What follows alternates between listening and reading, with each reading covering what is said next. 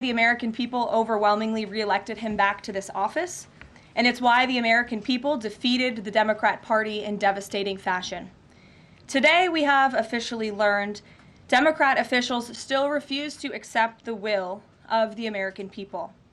Maryland Democrat Senator Chris Van Hollen rushed to Dulles Airport this morning to fly to El Salvador, potentially using taxpayer dollars, to demand the release of deported, illegal, alien MS-13 terrorist. The Democrats and the media in this room have continually and wrongly labeled Kilmar Abrego Garcia as a Maryland father. There is no Maryland father. Let me reiterate. Kilmar Abrego Garcia is an illegal alien, MS-13 gang member and foreign terrorist who was deported back to his home country. And when Kilmar Abrego Garcia was originally arrested, he was wearing a sweatshirt with rolls of money covering the ears, mouth, and eyes of presidents on various currency denominations. This is a known MS-13 gang symbol of hear no evil, speak no evil, see no evil. Abrego Garcia was also arrested with two other well-known members of the vicious MS-13 gang. And two separate judges found that Abrego Garcia was a member of MS-13, and that finding has never been disputed.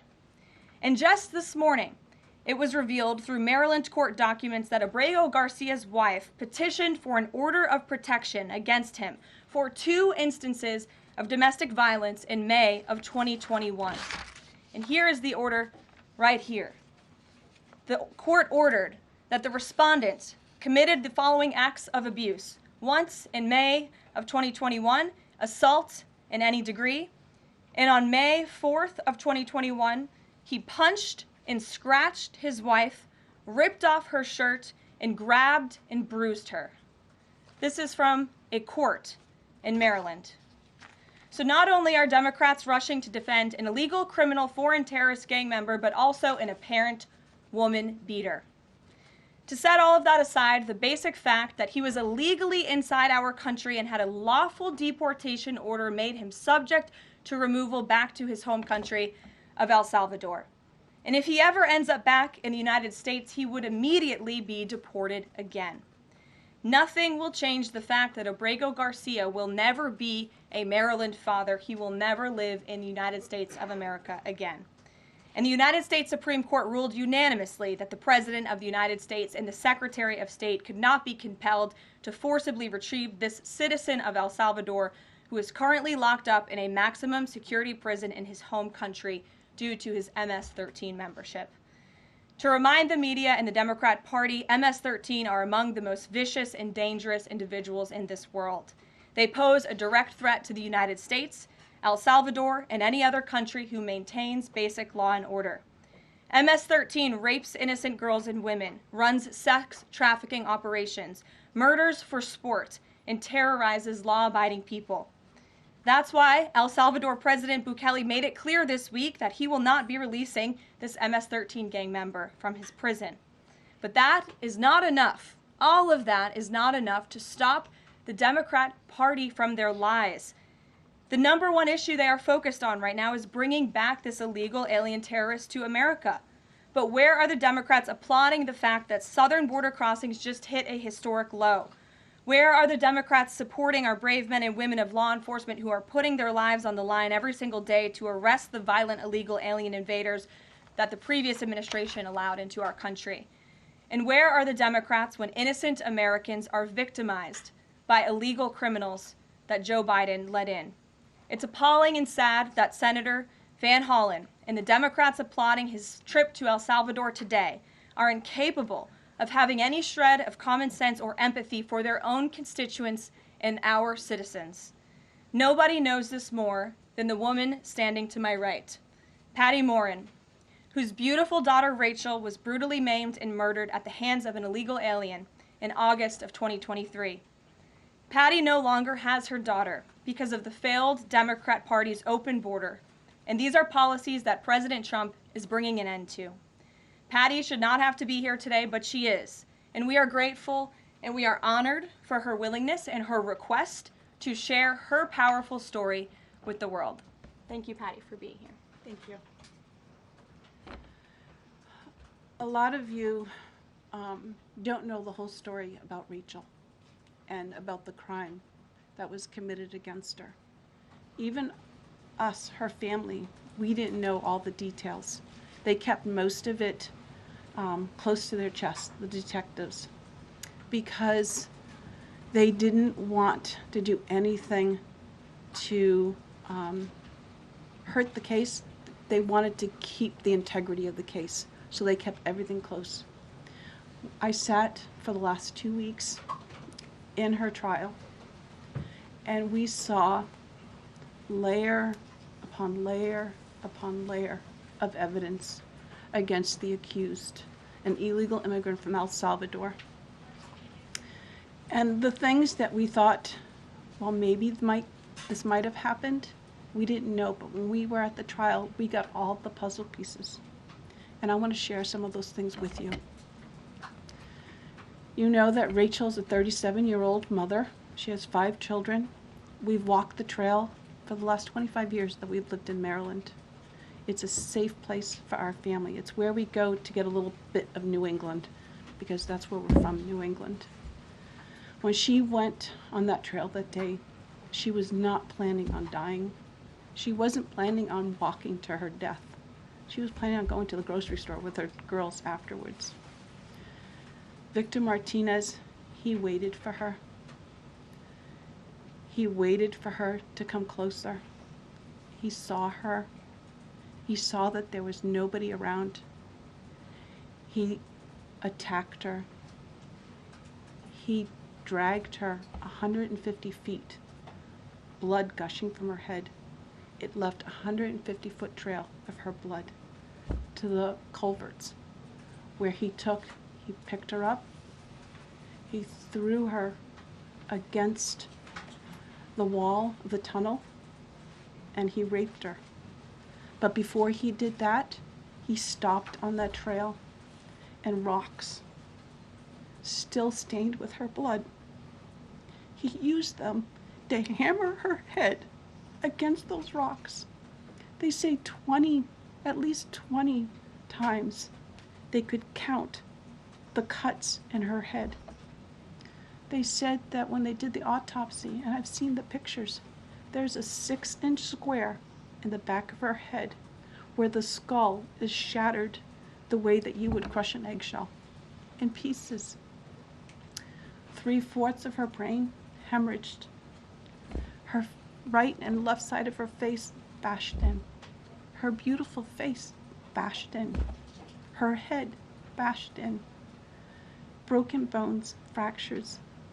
He takes and he drags her some more. He drags her through the thorn bushes. She has all the scrapes and cuts on her body. There wasn't 1 inch of her body that didn't have some kind of injury, whether it's bruising, broken bones, contusions, the scratches. She had a fractured rib, fractured nose, fractured skull. And then he takes her into the tunnel, and he picks her up. He throws her against the wall. Blood is gushing from her head. Her hair is soaked in blood. And they showed us pictures of her body against the wall, outlined. The blood outlined her body. And you could see where the blood ran down around her as he was raping her. And then he threw her down and raped her some more. And then he strangled her because he didn't want her to be able to live to tell the story. They said that when they did the autopsy on her neck, that one of the things they do is they open up the neck and they look to see how far the injury is.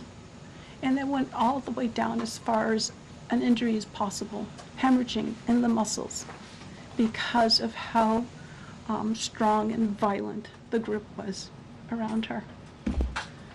These are the kind of people that have no compulsion.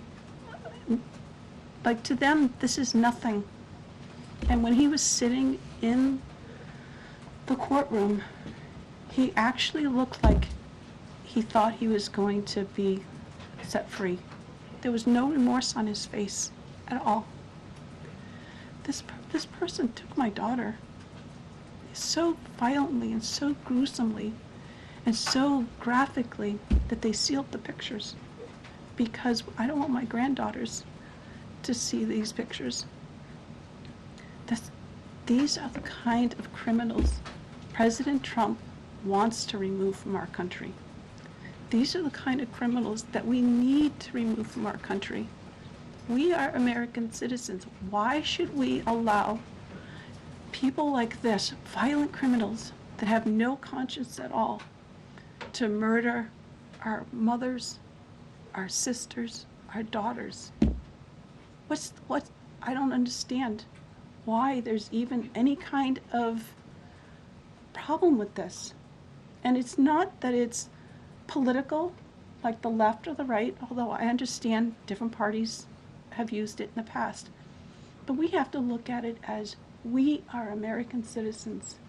We need to protect our families, our borders, our children. I don't care about politics. Well, I do, but I want to preserve life. And that's the only reason why I have taken and spoken about Rachel all this time.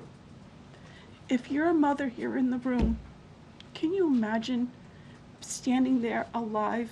You're alive, and someone comes and puts their hands into your chest and rips out your heart?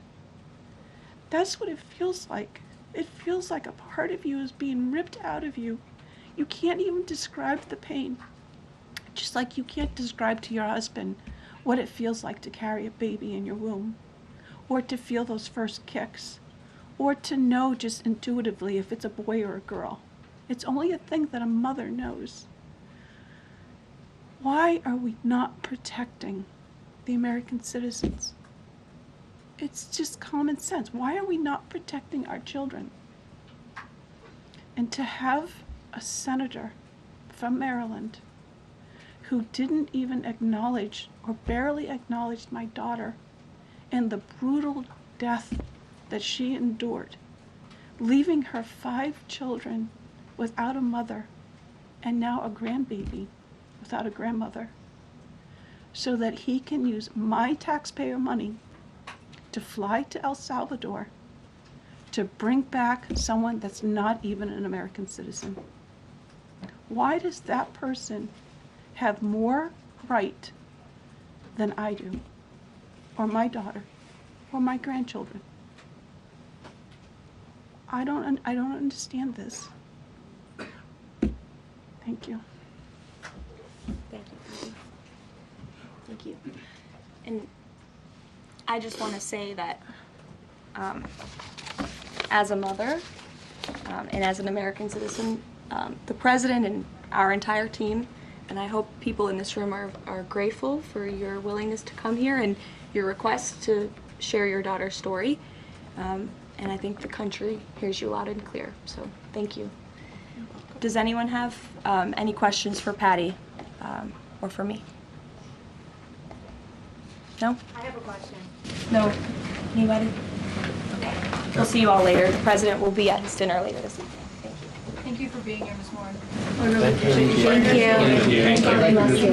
Please, Thank so you. sorry for your sorry for pain. your loss. Thank you. Please tell the truth. Exactly. Tell the truth. Yeah. Tell like how violent it really is. This is about protecting our children.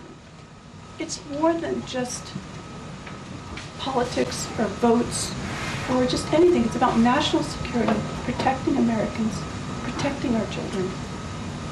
Thank you. And thank you for listening.